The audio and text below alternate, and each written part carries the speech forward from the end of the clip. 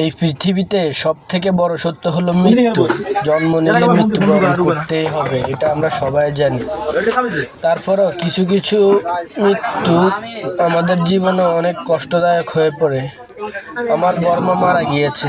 আমার বর্মার মৃত্যুতে আমরা অনেক কষ্ট পেয়েছি। আমাদের এই দুঃখের সময় তার রুহের আত্মার মাগফিরাত কামনার জন্য, তার জন্য দোয়া করার উদ্দেশ্যে একটা ছোটখাটো একটা অনুষ্ঠান করা হয়েছে গরিব দুঃখী মানুষেরকে খাওয়ানোর জন্য।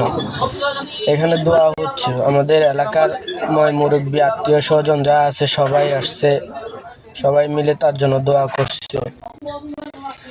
মৃত্যুর থেকে বড় সত্য দুনিয়াতে আর কিছুই হতে পারে না। সবাই একসাথে মোনাজাতে তার জন্য দোয়া করতেছে।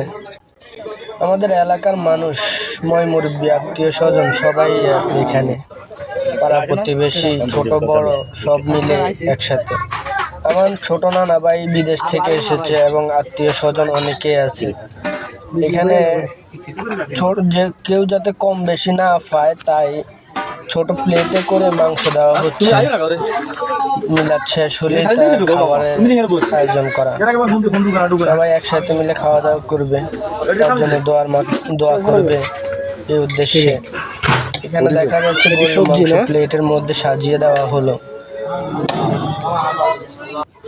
সাথে রয়েছে সবজি, ভাত, ডাল, আরো অনেক কিছু আছে। আমাদের দুনিয়ার অবস্থা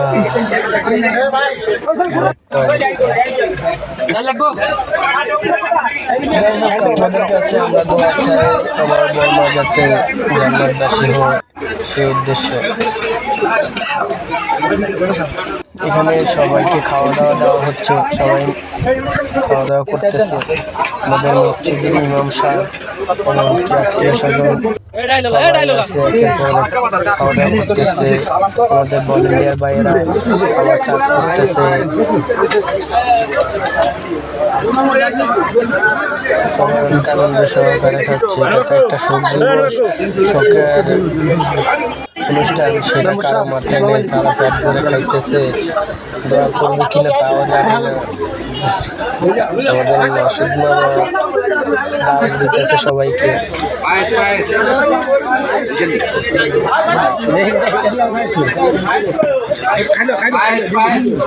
মাসুদ মামা কি দেন? আমাদের মেম্বার সাহেব, এলাকার মেম্বার সাহেব রয়েছে এবং মান্যগণ্য লোকজন রয়েছে। আমাদের সোলোমান মামাও সাথে আছে, আরো অনেকে আছে।